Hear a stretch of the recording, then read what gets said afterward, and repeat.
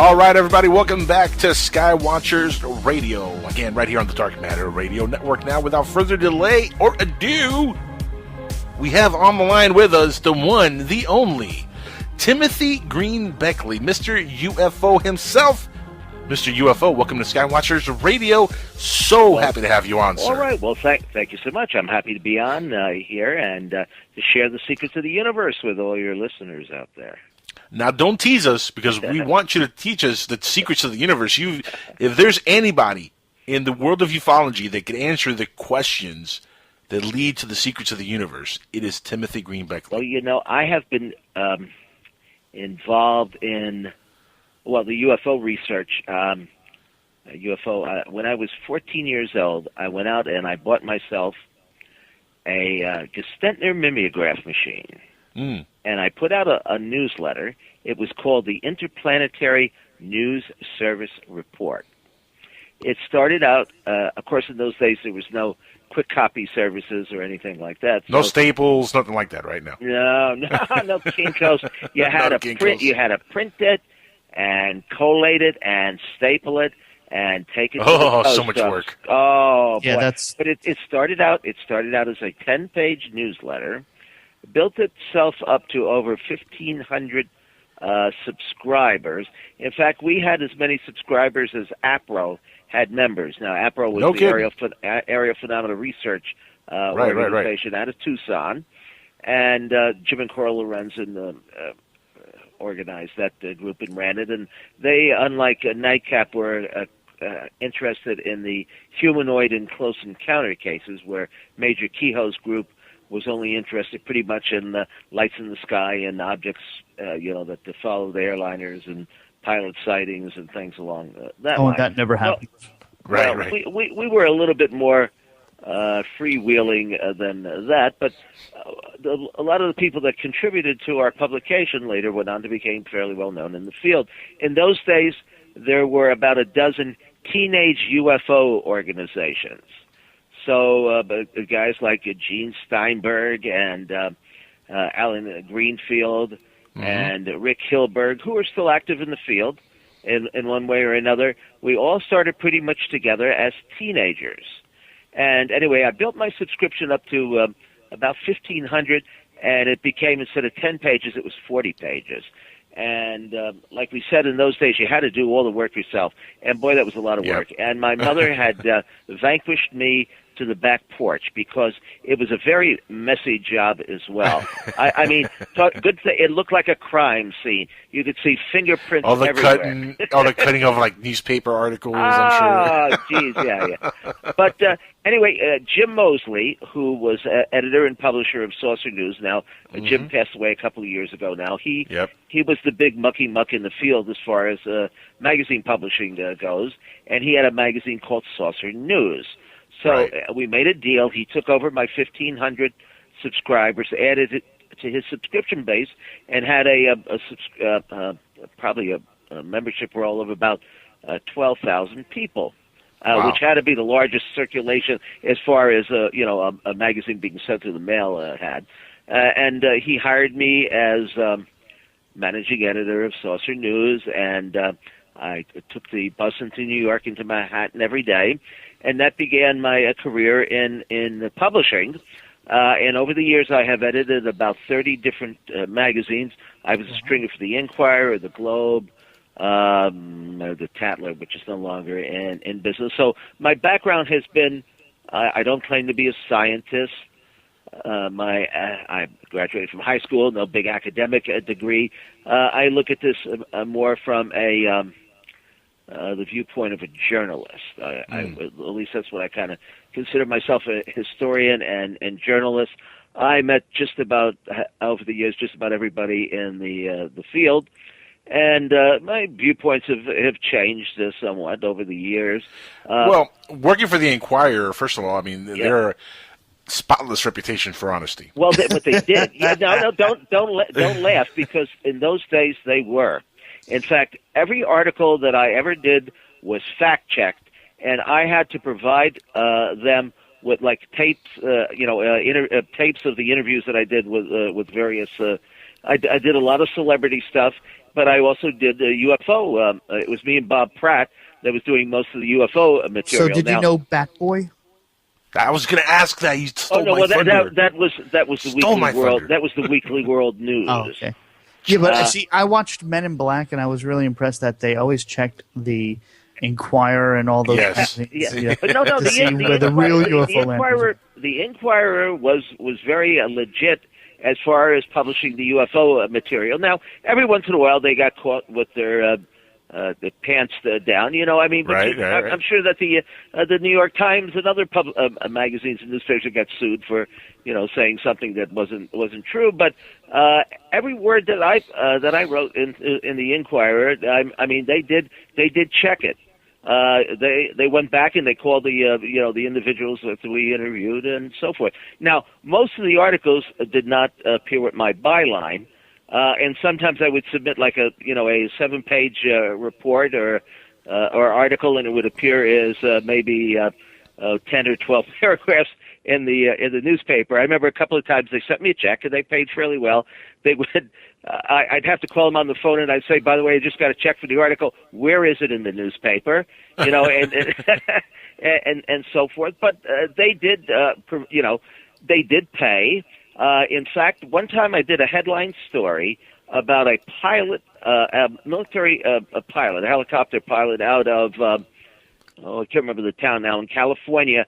I happened to call over there just when he was landing and got the guy on the phone, did an interview with him, and they used it as the headline, a story in the paper, and got a bonus of $1,500. Now, I hate to have a gripe, just like we were saying before. But in those days, we got paid for articles. See, and that enabled us, or at least it enabled me, to make long-distance phone calls. There were no flat rates in those days. Travel around the country, interviewing people, and doing what I had to do as far as the research went. Well, today, you got to put your PayPal button down on the bottom of the page, and it's not quite the same ball game as it was. For donations. Grovel was the word. It's amazing though how technology has changed every aspect of everything, Timothy. Well, I am very I have my gripes against the internet. I mean, it has obviously it has its great benefit. We can communicate with us with each other in instant. Well, it's a global connector. I mean, it connects the entire planet. I mean, I have friends from Europe, from Australia. I mean, it really does connect everybody. The fact that it has put so many magazines and newspapers out of business just boggles the mind. I mean, is there any UFO magazine in the United States anymore?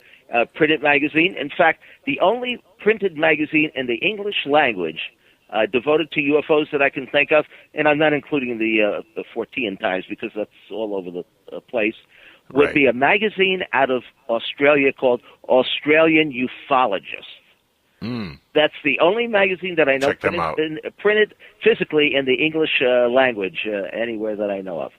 Well, UFO magazine for a long time was printed, and it was a great magazine until recent events. Of course, yeah.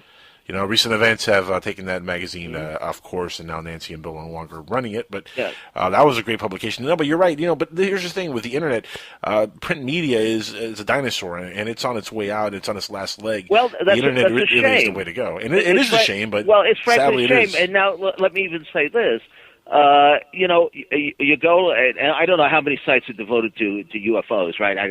Probably 20,000 sites or whatever it is, but it's pretty much all printing the same material. And you really can't research anything anymore. In the old days, we subscribed to a clipping service, right?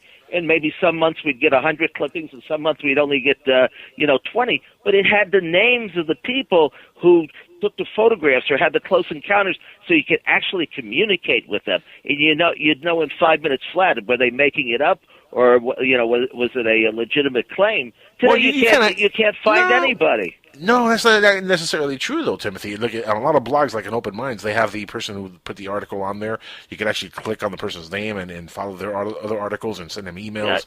Even Huffington Post, recycled stuff out there also. But there's a lot of stuff like on Huffington Post and different areas where you could actually contact the people who are putting the post on there and interact with them. But how about YouTube? there's how many different videos up there, and there's no way of fact checking any of it. Oh no, yeah, you can't. Well, that's one of the main dilemmas that we face in ufology, Timothy. And you know this. I mean, YouTube has been a great friend and a great hindrance in ufology with all the amount of hoaxers and fakers and, third phase of the moon type of people out there. Third phase. You know what I'm saying? The hoaxers that are putting stuff on the internet and on YouTube and really carving a niche for themselves by lying to people and stealing their money, basically, because people are paying them for videos, paying them for lectures, paying them for books, and they're just, they're hoaxing. And the internet, not in general is to blame, but YouTube definitely is to blame for a lot of that stuff that's going on. Well, how do I've heard Blake Cousins, being interviewed and all, and like he says, he leaves it up to the people to decide what's legitimate. See, my gripes with Blake Cousins, and here's the thing: I openly challenged Blake Cousins to be on this show and debate me, and he has not. He's not replied yet. I'm still waiting, Blake. Still waiting for you to come on the show. But here's the thing, and I'll give him his segment here to explain to me how he is not faking this stuff. He has been debunked many times. What they do, it is so easy to see what they're doing. Is they have a team of animators. They're producing a lot of this stuff themselves. They're taking stupid little stories that are completely fake and they're blowing it out of proportion. Why? Because they're trying to get a name out there. They're trying to become something. They're trying to be special. They're trying to be a big thing in ufology because it's a cash grab. It is an easy money making scheme. Make a big name for yourself. Sell a lot of videos, some T-shirts, movies, whatever. You're going to make some money, and that's what they're trying to do on Third Fakes of the Moon. I got stuff up on YouTube. You're not going to get rich. No, not on you. Well, you know what? Here's the thing, though, Timothy. You ever heard of Jeremy Johns?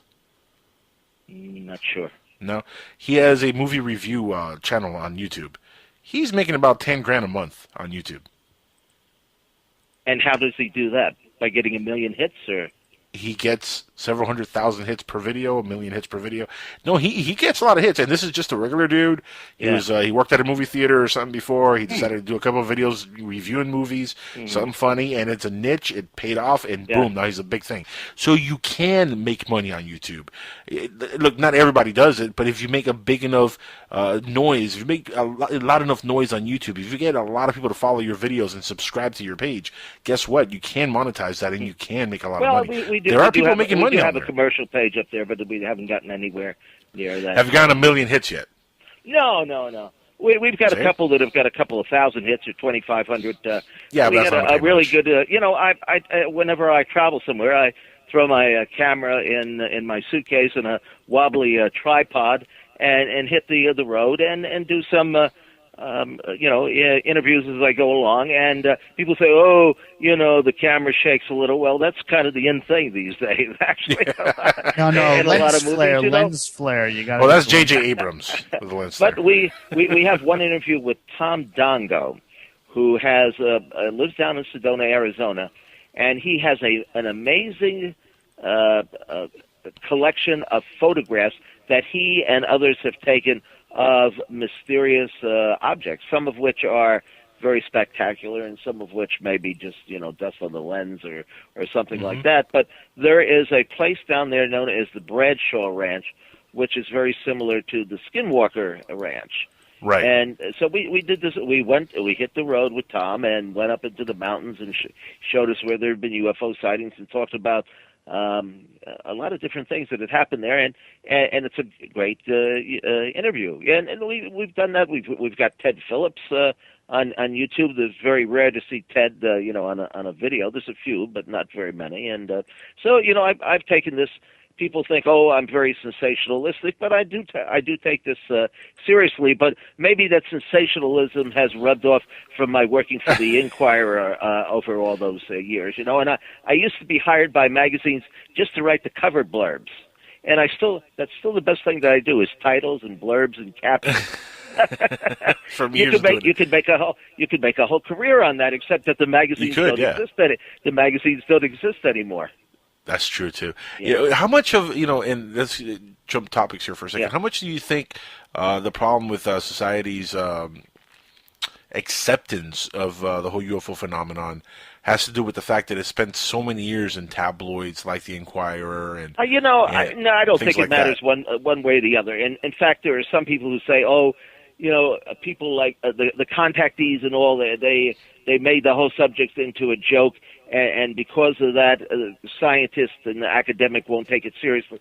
Has very little to do with it. Science and academic want nothing to do with this anyway. They want nothing to do with the paranormal. It wouldn't matter whether George Adamski ever existed or not. They just don't want anything that's going to rock the boat, I mean, SETI wants to get its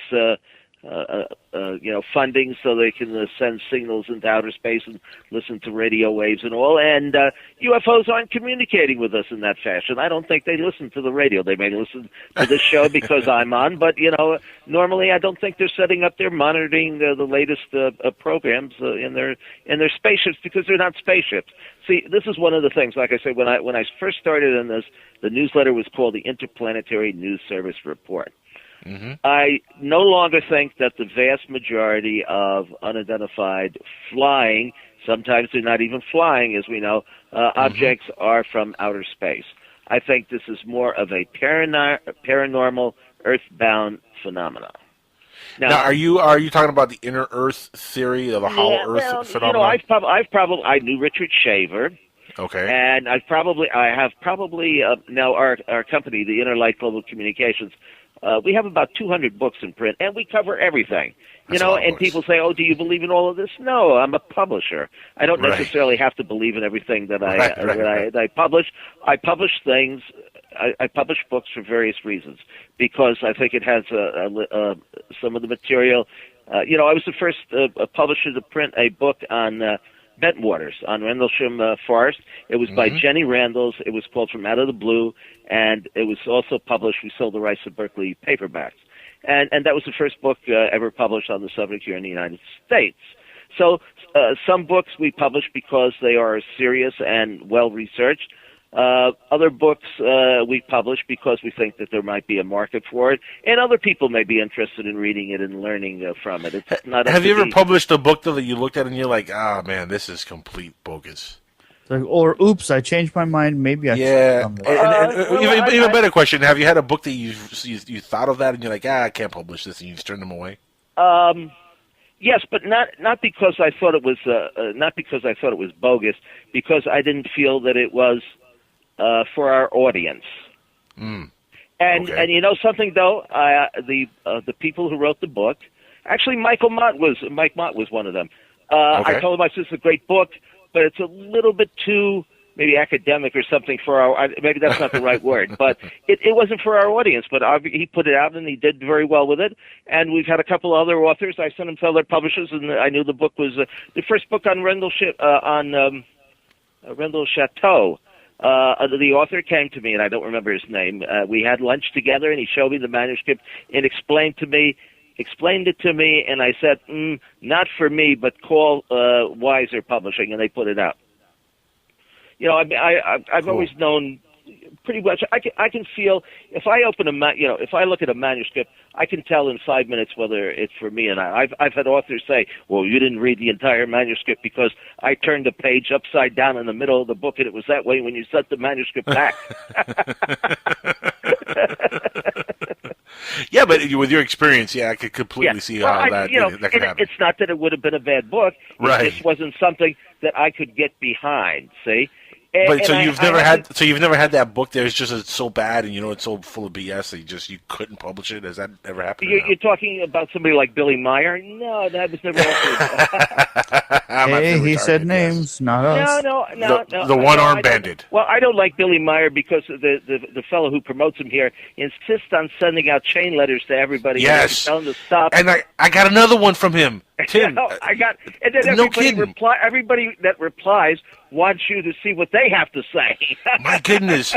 Look, I'm part of this mailing list, and I know you know all about it, Tim. Yeah, it's on it. Yeah. I think I saw Victor. Yeah. Victor, the Sky Wizard, whatever his name is. I don't know. Yeah.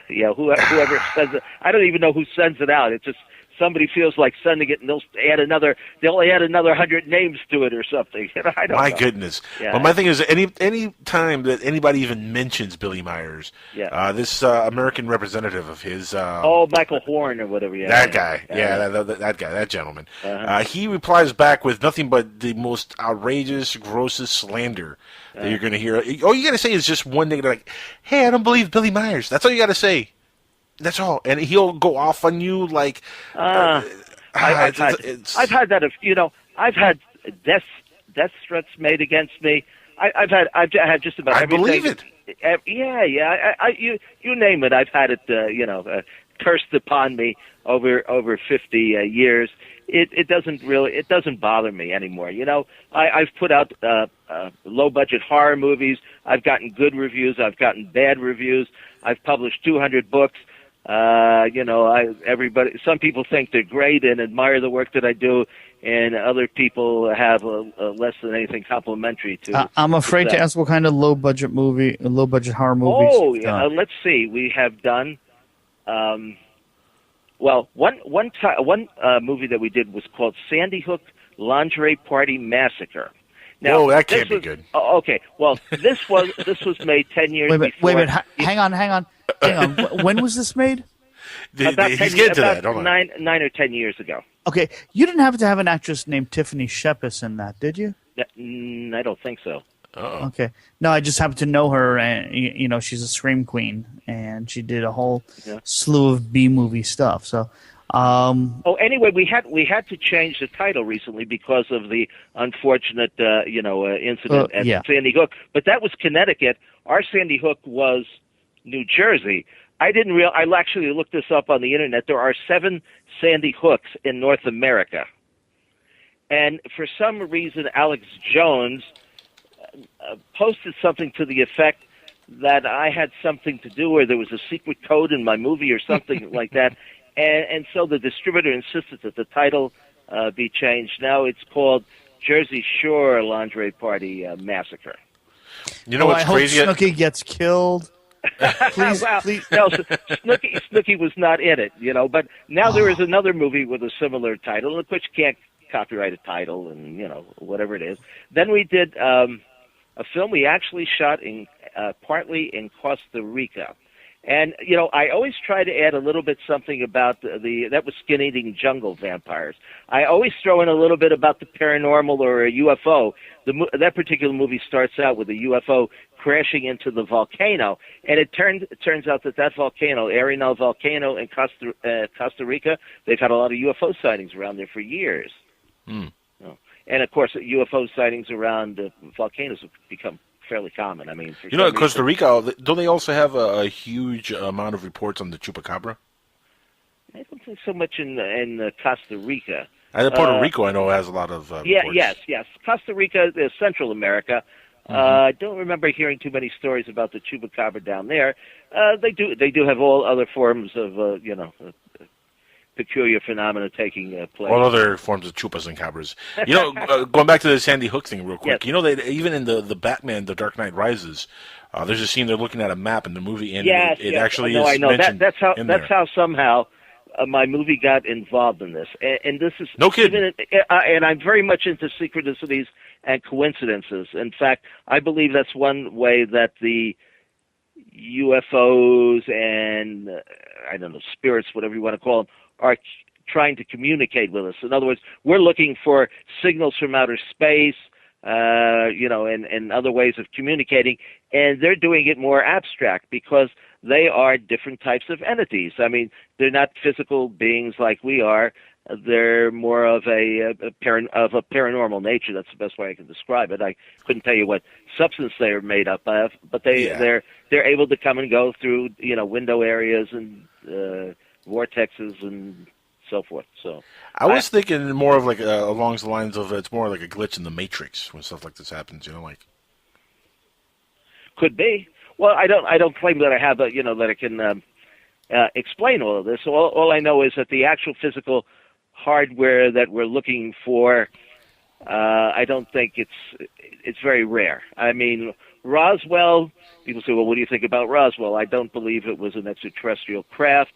It just so happens that a lot of the sightings that took place in the late 1940s were in New Mexico, where, of course, all these German and Nazi scientists were brought over, as part of Project Paperclip. Yep. And I think that they are responsible, this technology. The government would rather have you believe that UFOs, if you have to believe anything, they would rather have you believe that UFOs are from outer space than think that it's some earthly phenomena. So you would say then you do believe that Roswell was a Nazi crash? Nazi spaceship. That seems to be a good explanation as far as I'm concerned. Also, too, now take into consideration the early contactees like Adamski and all. Who did they describe as seeing as tall, blondes and blue eyes, right, in the whole bit? And in some of the cases, actually, the pilots of the craft spoke with a German accent. There was a case in I think it's 1951 or 52. A fellow by the name of Reinhold Schmidt. He was a grain buyer in Nebraska, and he was on his way home one night, and this craft landed on the side of the road, and he went inside and conversed. You could find, I think, the actual radio interview with him. It was pretty spectacular at the time because his was one of the first cases of an actual face-to-face contact with one of these beings. But they spoke in a German. Is this pre-Betty? Is this before Betty and Barney Hill, or? Oh, after? yes. This was like 1952 or so. Okay. Oh, yes. Now, Barney, of course, Betty and Barney Hill was probably the first abduction experience as far as we think of abductions today. Most of the cases before that were of human-looking beings, those that could easily pass, Well, you had what was the guy from Venus that was really famous? Supposedly, man, I forgot his name. Orthon, man. Was it a Val or something like that? Oh, Val Thor. Val Thor. Well, no, actually, Frank Stranges, who passed away about 3 or 4 years ago, was a good friend of mine. He claims that he actually met this man from another planet who looked he looked like a soap opera star. I've seen what purports to be photographs of him. They've been published in books, including Dr. Strange's books. And he claims he actually met him inside the Pentagon. No kidding. And you know something? One could actually be very skeptical about this story, and I certainly was. Even I liked Frank. He was a very nice man. He always emceed the UFO conferences that I put on, and he was a great platform speaker. He was a minister. He had a church in Van Nuys, California, but he was one of the few ministers who would bring in UFOs and talk about Val Thor, this peaceful being from another planet and so forth and so on.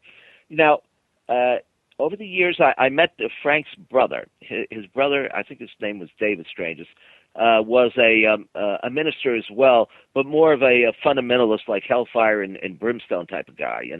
I had a public relations company. I had people like Peter Max and Les Paul as clients, and I had a couple of fundamentalist ministers who kind of toured and did their own tent shows and all, and one of them was Frank Strange's brother.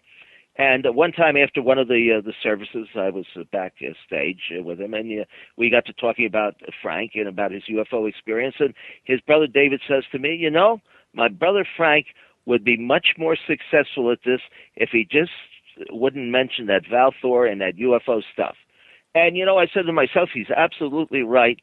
Frank insisted on talking about the, UFOs and Val Thor from the planet Venus when he could have just done the regular, fundamentalist shtick and probably gotten a lot more followers than he had. So it's up in the air. I can't say that I totally believe the story, but I think there's a good possibility that he did meet somebody who claimed or purported to be from somewhere else. Right. He could have met somebody who told him they were from Venus. Well, he did. They actually were, Okay, well, he supposedly had no fingerprints. Okay. He had a space suit with him that could not be cut or torn or burned. This is kind of... Which correlates to the Roswell ship material? It does, but of course that was the same thing, I think, in the day the Earth stood still. So right. It's nothing... In fact, if you ask me, and I know these guys have done a tremendous research on Roswell, and I mean, I can't say that I have my own explanation for it, but they've certainly done a very good research with it.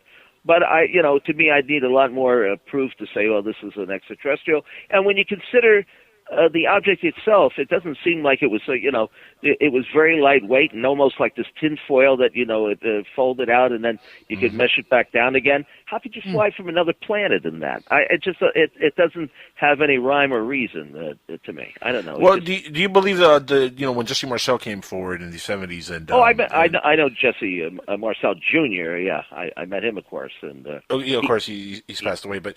Yes. Do you believe what he said that the material was switched and what the famous picture of him holding the material was not the real material? This is another thing. I have thought that perhaps some of the people in the military would say that something like this was extraterrestrial because again they didn't want to give out the information that these craft might have been developed by some Nazi scientists.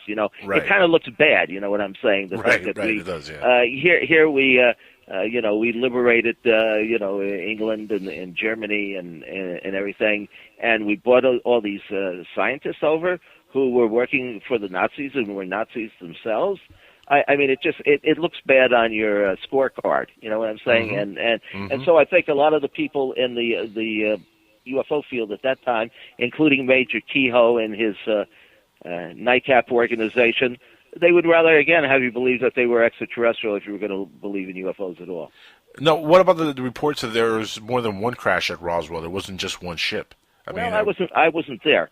But now you know who tells you know who tells a much more interesting story. Actually, I had him on the Outer Edge. About 6 months ago? A fellow who lives in Kingman, Arizona, who's a local historian by the name of Harry Drew.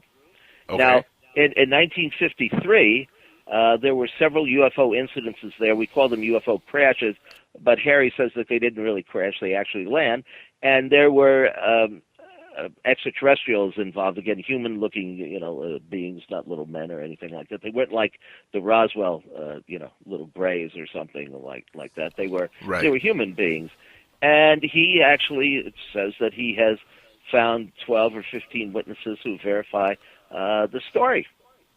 And he tells a very believable history. He's a historian. He tells a very incredible story. But he tells it very well, and it seems to be very well documented. So obviously Roswell was not the only UFO crash. In fact, I did a book that's still in print on UFO crash secrets. There's been like hundreds of UFOs. Hundreds, UFO crashes. Man. How can that many? It boggles the mind when you think about how many supposed UFO crashes there have been, and not only here in the United States, but just about every country worldwide. that you can think of. Yeah. Right? I don't know. England and Belgium and Russia. We used to publish a lot of our articles in our magazine. We had a UFO Universe, which I edited for 11 years before the publishing company went out of business. They had 40 different magazines, some of which were doing very, very well. And the UFO Universe, we had specials and everything like that. It was on the newsstands, sold all over the world. And all of a sudden, the bottom fell out of the publishing business, and all the magazines went out of business. I mean, thanks to the internet. Yeah, but you can't sell them on the internet. I mean, I can't read anything on a tablet. I mean, I find it very difficult to read a magazine. Oh, get yourself a Kindle Fire. You'll be okay. I got a Kindle. Oh, you do? I got it right here at my feet. It's right here. Yeah. I like obviously you can't read it. That's true. That's an excellent point by Alan. I only have 3 or 4 hands, so I'm talking on the phone. Oh my God! Is it Vishnu or Shiva that has all the hands? This is how he got the name Mr. UFO. Dun dun dun. Now here's a question for you, Tim, and this is something that I've actually researched a little bit into the whole Nazi UFO stuff. So it always, fascinates me when somebody says that they believe that was what crashed at Roswell. But here's a question that I ask a lot of folks who believe that this could have been what happened at Roswell. There's a belief system with the whole Nazis that Hitler got away. What are the chances that they did perfect some kind of alien spaceship technology and he did get away, and the Nazis got away in these ships and have been doing some dastardly deeds behind the scenes for the last 50 years? What are the chances of that? Because a lot of folks believe that they did go to the North Pole and went somewhere into the inner Earth. Absolutely. We've published Tim Schwartz, and I published his books on Animal Bird's journey beyond the poles and so forth. I don't know. I believe in these incidences where strange things have taken place in the caves. I don't know. I don't know if I can buy the Hollow Earth theory, but it's a possibility. There are stories that have been told by explorers that have gone up into that part of Antarctica where they claim that there is a vast opening of some sort. Well, not even an opening, but a vast area where there's no ice flow, where there seem to be a flocks of birds and things that you would not expect to see in a place where the temperature must be about 40 degrees below zero or something like that. Right. Look, even if there isn't a hollow Earth, though, I do believe that a lot of alien UFOs are coming in from under the sea. I think there definitely is bases under the sea, deep under the ocean. But there is a possible ET connection, even when you consider the Nazi theory, because back in the 1920s there was a group, the Vril Society, and they met. They consisted of, I think, 9 women who were mediums. And they would have mediumistic sessions, seances. So that's the word I'm looking for. And they channeled beings from some other place, and they did automatic writing. Now, I've seen what purports to be diagrams that they've done of these craft from whatever galaxy or solar system that they were in contact with. They look remarkably like the craft that George Adamski claims that he wrote in. And of course George Adamski had this meeting with his so-called Venusian Orthon, who again was blonde-haired and blue-eyed, and I don't know, it just seems that it all kind of can point in that direction. But again, with UFOs, it's mostly all speculation. I've been doing this for 50 years, and people say, "What do you know about UFOs?" And all I can tell you is that UFOs are a legitimate phenomena, and they deserve to be investigated. But where do we go from there? Ted Phillips is a good friend of mine, and Phil Brognell, who's been a little bit discredited because he gave out some credentials which were not legitimate. But both were assistants of Dr. J. Allen Hynek. And even Dr. J. Allen Hynek and Ted Phillips and Phil Brognell, they started out as what we call nuts and bolts men. Like, Stanton Friedman, these have to be physical objects that travel here from some other solar system and they land and leave indentions. Well, neither of these three gentlemen, Dr. Hynek, of course, has passed on, but Ted Phillips and Phil Brognell, they have long since given up on the interplanetary theory as well. They now believe it is a paranormal phenomena. And I always say what happens in a haunted house and in a seance is pretty much the same thing that happens at a UFO landing spot. It's very hard to tell the difference, actually. Now, there are some cases, of course, where pilots follow these things and they're picked up on radar, but there's also a lot of cases where people see UFOs and they transform into different shapes right in front of them, including sightings by pilots. And sometimes they're not picked up on radar. So, what do you make of crop circles? I mean, dealing with the whole UFO phenomenon. Crop circles, some of them have been proven to be fake, but some of them have radiation, all kinds of things that emit from them. See, I'm not sure that even a fake incident doesn't have some merit to it. Because I believe that the intelligence behind this they want people to realize their existence. See, I mean, if they wanted to overtly land and contact us and land on the White House lawn or something, they could have done that a long time ago. Obviously, they're either not able to do that or don't want to, interfere with our culture and so forth. But I think that they have other ways of communicating. They can't communicate with us, so they take many different forms, and they appear in many different ways, and they communicate by crop circles and coincidences and synchronicities, and they may not even care, or it may not even matter whether the incident is actually true in the sense of the word that we think it's legitimate or a physical phenomena. See, I equate the whole alien speaking to human phenomenon kind of like us speaking to our animals, to our dogs, or other species that have some kind of intelligence that don't speak our language or can't communicate with us in English or in Spanish or whatever your language is. That's kind of like the way I equate aliens trying to speak to us. But the way I talk to my dog when he's outside and I'm just looking at him, I wave my hands at him. I yell like he's a pup. But the point is I speak to him directly. You know what I mean? And that's my issue with aliens, with this whole vague stuff. It's time for them to just come down, open up the UFO, and draw me a sign. Play some music. Do something mathematically that we can communicate with. This whole vague stuff. Crop circles here. A UFO showing up on radar here. I mean, it's so vague. It's silly. Well, yes, it absolutely is, and it's open to personal interpretation.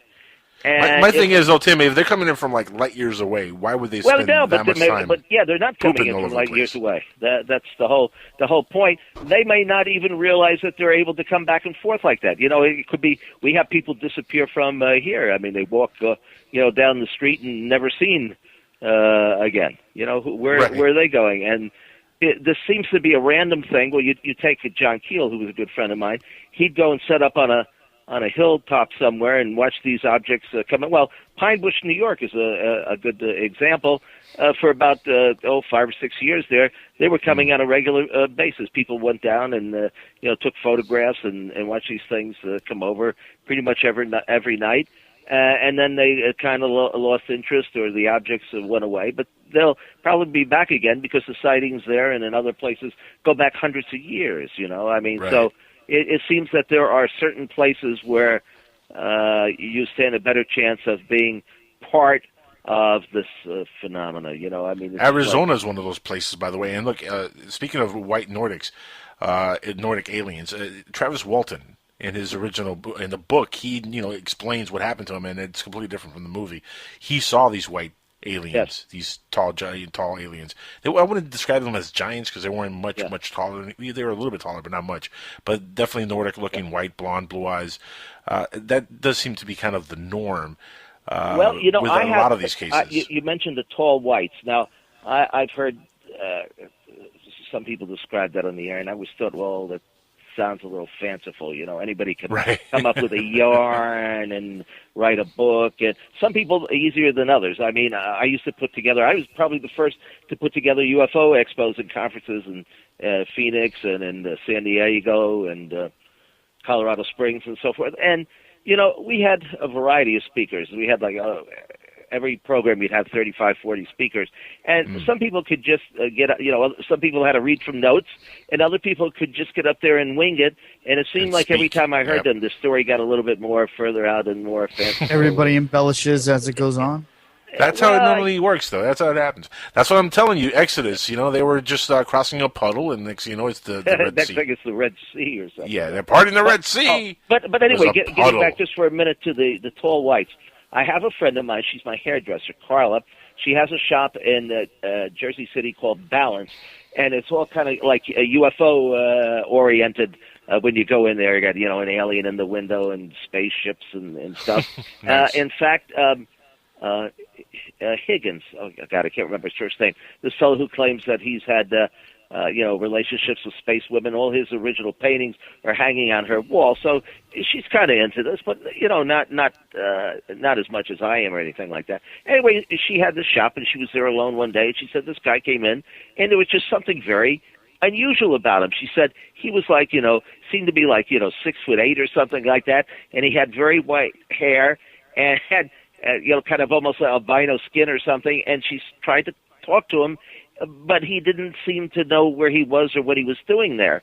And so I described to her and told her about these tall whites, and she said, "Wow, that sounds exactly like this guy that came into her salon." Did she say that he was dressed like in weird clothing, or was he dressed like normal? No, I don't remember, but I don't think so. I'm sorry, I got to interject here.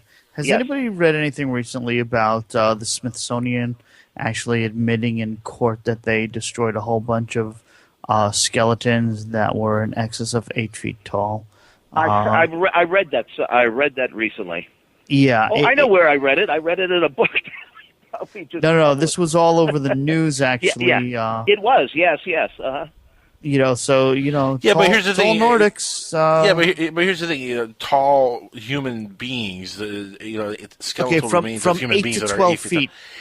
Yes, here's the thing. We have 7-footers in the NBA right now, Alan, and it's not that far of a stretch to say somebody could be 8 to 12 feet tall. And we're not talking about hundreds of thousands of skeletal remains. We're talking maybe a few over a course of how many hundreds of thousands of years. Well, they're saying that Smithsonian's is admitting to destroying. I don't think they have admitted to it. That from what I've read. I'll send you the link if you want. Oh, yeah, okay. Came out. There was a court case where an organization sued for the records, and it turns out it happened. Tim, wouldn't it be a crazy thing when we find out that white people came from another world and Hispanics or Spanish people or came from another world and blacks came from another world and Asians from another world, and we all just ended up here together? When I was a kid, the first magazine I ever bought that had UFOs in it was a magazine that cost $0.25. I believe it was called True Space Secrets, and I have it I found the copy on eBay recently, and I have it in my drawer here collecting dust. But there was an article in there about how the Japanese settled here from some other planet. And of course, I mean, the articles in there seemed a little bit preposterous in those days, but today, we've kind of heard it all, in the UFO field. So makes sense to me. I mean, Jesus is buried in Japan, and he was an alien. Could be. Oh, I thought India. No. Actually, Google this. I'm not even kidding. There's a burial in Japan. Yeah. They claim is the burial of Jesus. That's correct. But also in India. Well, I don't know. Is there a burial in India for Jesus? There is. Yeah, I believe so. Yeah. Yes. Mm-hmm. Oh, I don't know about that one. I know about the one. Well, I know Japan, my friend Paul Davids, who did the Roswell. Speaking of Roswell, the Roswell movie for Showtime, he has a DVD that he produced about Jesus in India. Oh wow, really? What are your thoughts of Jesus? Because a lot of folks believe that Jesus was an alien. Do you think that there's any chance of that, or do you think he was just the world's first big religious con artist? Well, back when Jesus lived, there were many who claimed that they were the Messiah. Right. I mean, Jesus was not the only individual who claimed the Messiah that was walking around at that time. Yeah. So, are you asking me, did he perform the miracles that he supposedly did, and did he? Well, do you think he was an alien? Because a lot of people believe that in ufology. Oh, that Jesus was some kind of an alien. I don't know. That's how he walked on water. I can't. It's not something that I think about every day. Now, my friend Professor G.C. Schellhorn has written a book on the Bible and UFOs, and we've even published a couple of things along that line. But it's not a topic that I get too deeply into myself. If some of those things that happened in the Bible did happen, well, then they could be extraterrestrial. Or I don't even call them extraterrestrials. I call them ultra-terrestrials, because I say we don't know where they come from or the reason that they're here. We have these people that are calling for disclosure. Yes. And I kind of laugh at that, because you can't get the government to disclose anything to us, and never mind about UFOs. And what is the president going to do? Go on TV at 6:00 and say, what's the best he could do? He could say, yeah, there's a phenomenon here, we can't explain it. Go out and buy a few books and come up with your own decision on it. That would be the most honest answer, I think. Props to Steve Bassett, who is one of the front runners in this whole disclosure movement. Oh yes, great guy. I love Steve Bassett. He's on the show a lot with us. Yes. And what he does is just phenomenal work in this field. But here's the thing: I am 100% with you. I don't think that he is ever, or I am going to ever see disclosure the way he wants it, which is the government just coming out and say, "Hey, aliens are real, and this is what we know. This is what it is, and we've been lying to you for 100 years, never. All these years." And also, it's never going to happen. No, and also too, and I said this years and decades ago, before there was anybody pushing disclosure. Now, as far as I'm concerned, I back all these people. No matter what they do, the more information that gets to the public's attention about this is fine. But the government is never going to admit that this is true. Why would they? At this point, why would they? Why would they? Yeah. The only one in the so-called disclosure arena that I really am impressed by is Grant Cameron. Yes. I think he's got some valid theories now. He's talking about again. He's another one that's kind of went from nuts and bolts to the paranormal. He says now it's all a matter of ESP. If you want to know how these ships operate, it's ESP, and also too he believes that they are channeling through a lot of rock musicians and entertainers. So that's a little far-fetched even for me. I called Bat Squatch. Oh, I'm with Alan on this one. You got to have him on. In fact, I plan to have him on. You got to suspend your disbelief like a comic book movie on this one. Well, I think he makes it. See, that's more along the lines that I believe is that this is if they're doing anything like this, it's a very subtle type of thing. It's I'm still in the nuts and subtle. Sorry, I'm still in the nuts and bolts phase. I still believe that there are nuts and bolts aliens are just coming down to Earth, but I don't think they're coming down as rapidly or as frequently as people believe. I don't think that as many people are getting abducted or having these close encounter experiences. Okay, why do almost all the ships look different? Why do very seldom any two aliens ever look the same? Hold on. Why do we have about 50 different car brands just here in this country alone? I mean, from Toyota to Honda. Yeah, but why would they? First of all, would all 50 car brands or UFOs be able to travel here? It just doesn't make sense. Where do they go? You can get in any sedan and travel all over the United States. They come here to contact you, like on your way home, and then but aliens. And we're going to do this eventually, Tim. And you got to understand, this is something that we're going to one day prove to be a norm. If you're a civilization on a planet that is experiencing the step into the first category, as Michio Kaku would say, stage 1 civilization, and you're learning about interstellar travel and you're finding other worlds that are habitable, what is the first thing you're going to do? You're going to study that planet before you go down there and commingle with a society. Yes, you're going to study them from afar. They've been studying the planet for thousands of years. Yeah, but that's human years. But to them, a human year might be nothing. You know what I mean? You're looking at it relatively. You're looking at it as a human being. You're conjecturing. There's no actual evidence of that. We do know that someone or something has been coming here. The ancients, etched them on the walls of their homes in the caves, and the Egyptians, put them in their writings and so forth, and the Greeks had them as the gods from Mount Olympus. They've been here since the beginning of time. Doesn't it seem more reasonable that they have been here because they are here? Oh no, I'm with you. I think they've been around for a long time. In fact, one of the things that got me into dealing with this a little bit more on a different level than nuts and bolts was the stuff that I saw from Commander X, which I know you're familiar with. Yes. Commander X Conspiracy Journal. Look, the stuff that he was saying, or the Commander X was saying, because I know there's more than one person who was Commander X, but the stuff that was coming forward with the whole dinosaurs possibly being the source of a lot of these UFOs, and I'm talking about like intelligent dinosaurs that left the planet, and now we call them reptilians, right, folks? That's what a lot of people believe are coming out, are here, or believe the aliens are reptilians, right?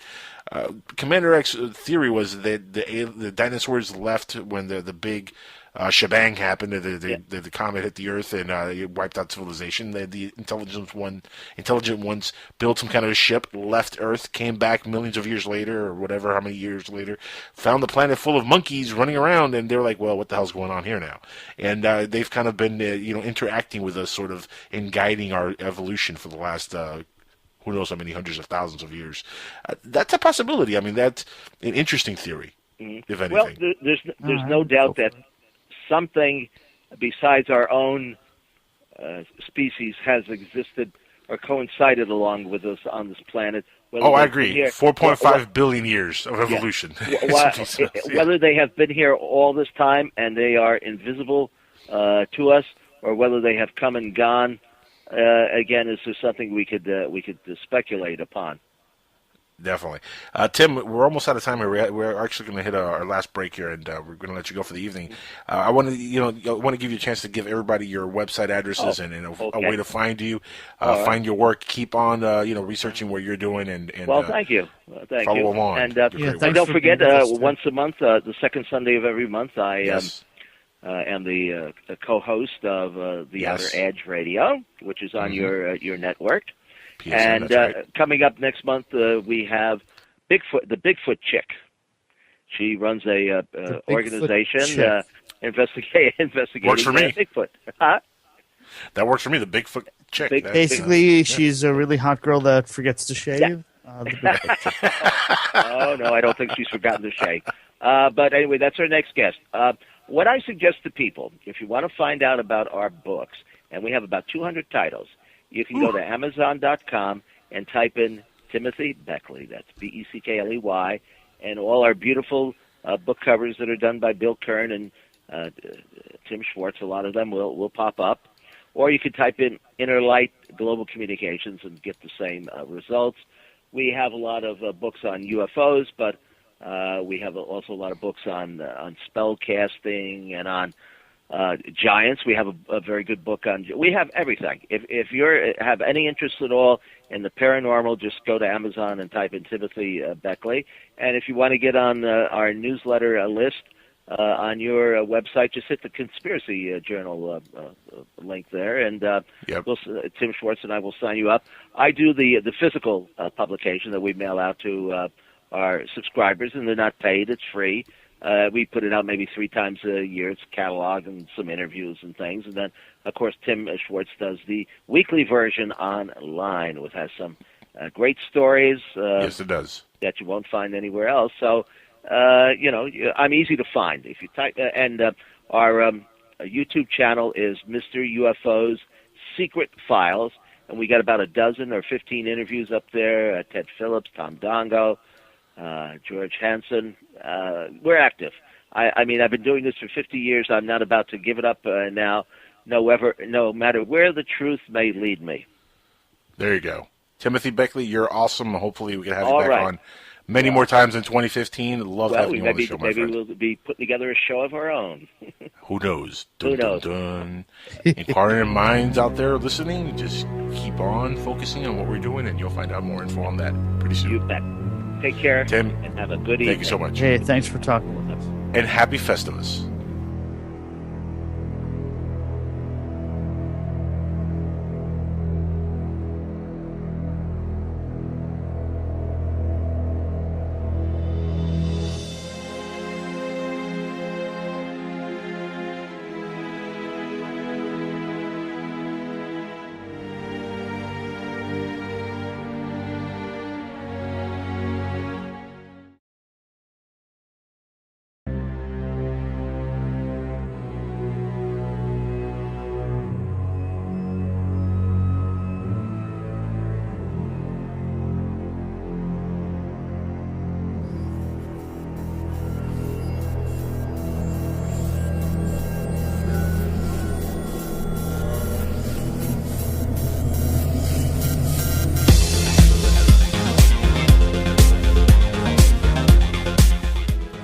All right, everybody, welcome back to Skywatchers Radio. Again, right here on the Dark Matter Radio Network. Now, without further delay or ado, we have on the line with us the one, the only, Timothy Green Beckley, Mr. UFO himself. Mr. UFO, welcome to Skywatchers Radio. So happy to have you on, sir. All right. Well, thank you so much. I'm happy to be on here and to share the secrets of the universe with all your listeners out there. Now, don't tease us, because we want you to teach us the secrets of the universe. If there's anybody in the world of ufology that can answer the questions that lead to the secrets of the universe, it is Timothy Green Beckley. Well, I have been involved in, the UFO research. When I was 14 years old, I went out and I bought myself a Gestentner mimeograph machine. Mm. And I put out a newsletter. It was called the Interplanetary News Service Report. It started out, of course, in those days there was no quick copy services or anything like that. No Staples, nothing like that right now. No Kinko's. You had to print it. See fingerprints everywhere. All the cutting of like newspaper articles. I'm sure. Oh, geez, yeah. But anyway, Jim Mosley, who was editor and publisher of Saucer News, now Jim passed away a couple of years ago. Now he was the big mucky muck in the field as far as magazine publishing goes, and he had a magazine called Saucer News. So we made a deal. He took over my 1,500 subscribers, added it to his subscription base, and had probably a membership roll of about 12,000 people, which had to be the largest circulation as far as a magazine being sent to the mail had. And he hired me as managing editor of Saucer News, and I took the bus into New York, into Manhattan every day. And that began my career in publishing. And over the years, I have edited about 30 different magazines. I was a stringer for the Inquirer, the Globe, the Tatler, which is no longer in business. So my background has been, I don't claim to be a scientist. I graduated from high school, no big academic degree. I look at this more from the viewpoint of a journalist. At least that's what I kind of consider myself, a historian and journalist. I met over the years, just about everybody in the field, and my viewpoints have changed somewhat over the years. Well, working for the Inquirer, first of all, I mean, they're a spotless reputation for honesty. Well, but they did. Don't laugh, because in those days they were.